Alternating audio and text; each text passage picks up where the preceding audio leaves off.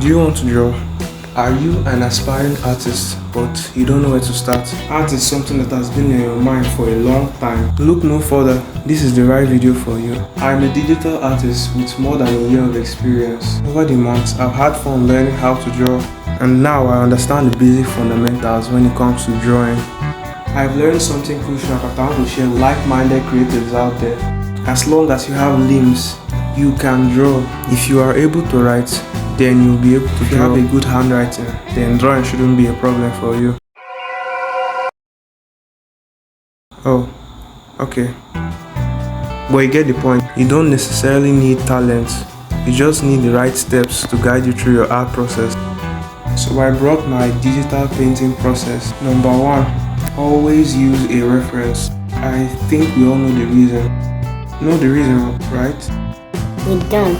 Okay. I use Pinterest when I search for reference. Today I am studying light, so this reference looks okay. A good reference should have well-defined shadows. Do not pick a horrible reference. If you pick a bad reference, you will suffer. In fact, you'd be better off drawing from your memory. Now that we have our reference, over to the next step. Draw your sketch. You see, what a sketch does to an artist is what a building plan does for a mason. Yes. Anyways, draw your sketch. This will help you as a guideline throughout your painting process. The software I use is Ibis Paintex, by the way, and you break down the subject into basic shapes. Please don't start drawing the details at first. Though, back in 2020, when I drew traditionally, I drew these guys without a sketch. It wasn't too difficult, except for Diamond Head. He gave me a hard time. Moving on, it's time for the line art. I will reduce the opacity of the sketch layer and then add a new layer for the line work. I use Dip Pen Hard. You then draw in the important features. Make sure your line work is clean. Next, I add the base colors. You have to pick out the base color and the base shadow. Add them in. I use the round brush, but you can use the bucket tool if you like. Then I start adding the shadows and the highlights.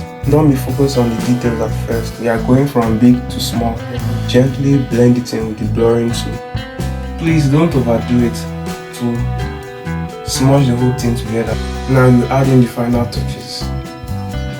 You fix what needs to be fixed and break what needs to be needed. Ah, that's our next one. Okay, the rest is a speed paint. I'll be quiet for now. You know what? Shut up. I will speak. I'm not sure the last part classifies as a step. Just have fun. Draw what you want to draw. Draw when you want to draw. Draw however you want. There are no rules. If you want to draw without a reference, go for it. Just proceed with caution because it will corrode your sanity. And we are done. Okay. Alright, 5 things to take away from this video. Draw with a reference. Draw the basic shapes when sketching. Look for the direction of your light source. Have fun. Draw as you please. Hit the like button. Subscribe to my channel. Watch more of my videos. Bye.